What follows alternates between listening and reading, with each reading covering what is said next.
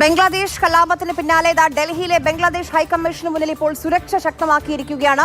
ദിബുദാസ് എന്ന യുവാവിനെ നഗ്നനാക്കി തൂക്കിയിട്ട് കത്തിച്ചു കൊന്നത് പ്രതിഷേധത്തിന് വഴിവെച്ചിരുന്നു. VHP പ്രതിഷേധം പ്രഖ്യാപിച്ച സാഹചര്യത്തിലാണ് സുരക്ഷ ശക്തമാക്കിയത്. ഇന്ത്യ ബംഗ്ലാദേശിലെ ഓരോ കാര്യങ്ങളും അതീവ സൂക്ഷ്മമായി തന്നെ നിരീക്ഷിച്ചുകൊണ്ടിരിക്കുകയാണ്.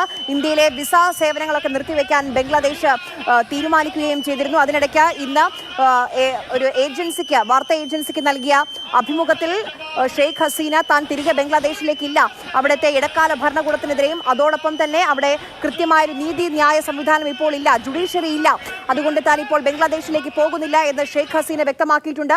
ഷെയ്ഖ് ഹസീനയെ വിട്ടുകിട്ടാൻ പലതവണ ഇന്ത്യയുടെ ഇടക്കാല സർക്കാർ ആവശ്യപ്പെട്ടിട്ടുണ്ട്.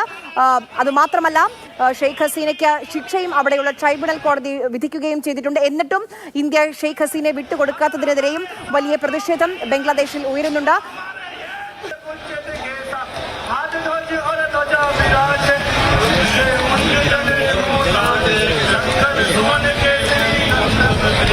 ഡൽഹിയിൽ ഇപ്പോൾ കനത്ത സുരക്ഷ ഏർപ്പാടാക്കിയിരിക്കുകയാണ്.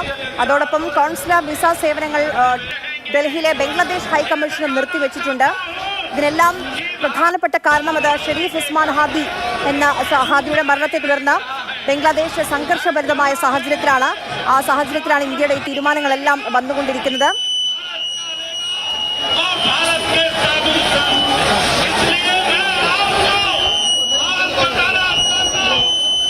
ഇതുവരെ ഉസ്മാൻ ഹാദിയുടെ കൊലപാതകളെ കണ്ടെത്താൻ കഴിഞ്ഞിട്ടില്ല. ആ കൊലപാതകത്തിന് പിന്നിൽ ആരാണ്? ആ ചോദ്യത്തിന് ഇതുവരെ ഉത്തരം കിട്ടിയിട്ടില്ല. കാറിൽ സഞ്ചരിക്കവേ അജ്ഞാതരായ ബൈക്ക് യാത്രക്കാരുടെ വെടിയേറ്റാണ് യുവനേതാവ് കൊല്ലപ്പെട്ടത്. അതിന് പിന്നിലുള്ള യഥാർത്ഥ പ്രതികളെ കണ്ടെത്താൻ ഇതുവരെ ബംഗ്ലാദേശ് പോലീസിന് സാധിച്ചിട്ടില്ല. രാഷ്ട്രീയ അരക്ഷിതാവസ്ഥ തുടരുന്ന ബംഗ്ലാദേശിൽ ഫെബ്രുവരിയോടുകൂടി 2 മാസത്തിനുള്ളിൽ തെരഞ്ഞെടുപ്പ് നടക്കും എന്നുള്ളൊരു പ്രതീക്ഷയാണ് ഉള്ളത്. അതിനിടെയാണ് ഇപ്പോൾ ഒരു വലിയ രാഷ്ട്രീയ കൊടുങ്കാറ്റായി ഹാദിയുടെ ഈ കൊലപാതകം മാറുന്നത്.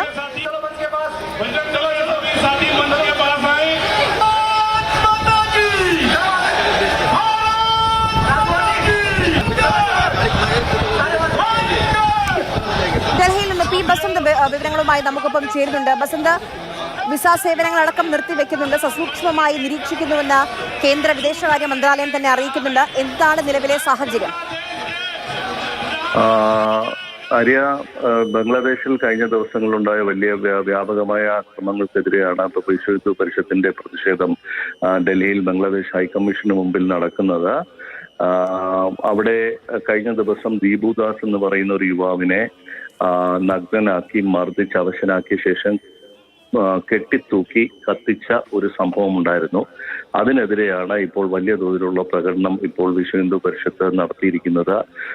സംഭവത്തിൽ VHP നടത്തിയ ഈ പ്രതിഷേധ റാലിക്ക് നേരെ ഇപ്പോൾ പോലീസ് ലാത്തിചാർജ് നടത്തിയിട്ടുണ്ട്. ഇവിടെ വലിയ തോതിൽ പ്രവർത്തകർ ചിതറി ഓടുന്ന ഒരു കാഴ്ചയാണുള്ളത്. അതേസമയം ഹൈക്കമ്മീഷന് സമീപത്തേക്ക് ഇവരെ എത്തിച്ചിട്ടില്ല, ദൂരെയാണ് ഇത് സംബന്ധിച്ച പ്രതിഷേധം നടക്കുന്നത്. ഇന്ത്യയും ബംഗ്ലാദേശും വിസ നടപടികളൊക്കെ തന്നെ നിർത്തിവെച്ചിരിക്കുന്ന ഒരു സാഹചര്യമാണുള്ളത്. കഴിഞ്ഞ ദിവസം ചിറ്റഗോങ്ങിലെ അസിസ്റ്റന്റ് ഹൈക്കമ്മീഷന് മുമ്പിലുള്ള ഹൈക്കമ്മീഷനിലെ വിസ നടപടികളൊക്കെ നിർത്തിവെച്ചിരുന്നു. പകരമായി ബംഗ്ലാദേശും ഇപ്പോൾ വിസ നടപടികളൊക്കെ തന്നെ നിർത്തിവെച്ചിരിക്കുന്ന ഒരു സാഹചര്യമാണ് ഇപ്പോൾ ഉള്ളത്. ഇരു രാജ്യങ്ങളും തമ്മിലുള്ള ബന്ധം വളരെ വഷളാകുന്ന ഒരു സാഹചര്യത്തിലേക്ക് ഇപ്പോൾ പോവുകയാണ്. ഇന്ത്യയാണ് ഈ സംഭവത്തിന്, അതായത് അവിടെ ഒരു വിദ്യാർത്ഥി നേതാവ് കൊല്ലപ്പെട്ട സംഭവത്തിന് പിന്നിൽ ഇന്ത്യയാണ് എന്നുള്ള ഒരു ആരോപണമാണ് ബംഗ്ലാദേശ് ഉന്നയിക്കുന്നത്. വിദേശത്ത് സിംഗപ്പൂരിൽ ചികിത്സയിലിരുന്ന യുവാവ് കഴിഞ്ഞ ദിവസം മരിച്ചിരുന്നു.